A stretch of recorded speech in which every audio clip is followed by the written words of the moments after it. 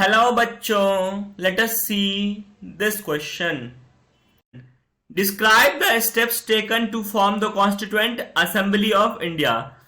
Constituent Assembly of India को form करने के लिए कौन कौन से स्टेप्स लिए गए थे, हमें उन स्टेप्स को बताना है. Now let us see the key concept. So the key concept is Constituent Assembly of India.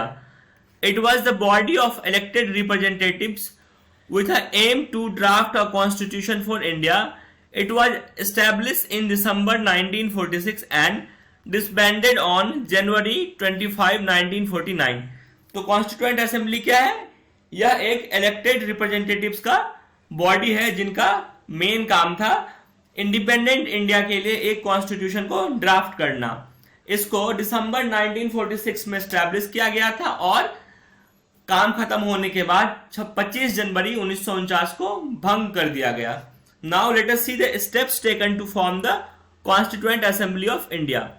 First step, elections were held to choose members for the constituent assembly in July 1946.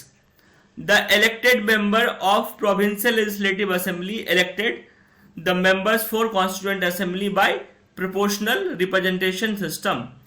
तो क्या हुआ, elections जो हुए थे constituent assembly के members को choose करने के लिए वो इनडायरेक्ट इलेक्शंस हुए थे. कब? इन जुलाई 1946.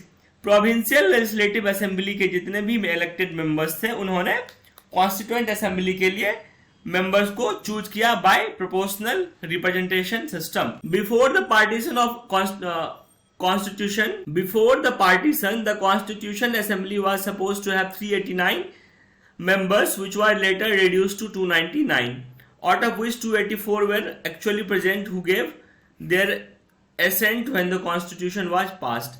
तो पार्टीशन से पहले टोटल कॉन्स्टिट्यूएंट असेंबली में 389 मेंबर्स होने वाले थे, लेकिन बाद में इसे रिड्यूस करके 299 कर दिया गया और उसमें से ओनली 284 मेंबर्स जो थे वो प्रेजेंट थे at the time of constitution was passed. तो टोटल स्टार्टिंग में स्ट्रेंथ था 389, बाद में पार्टीशन के बाद यह 299 रह गया और उसमें से जब कॉन्स्टिट्यूशन को पास किया गया तो 284 मेंबर्स प्रेजेंट थे. I hope you understood it well. Thank you. All the best.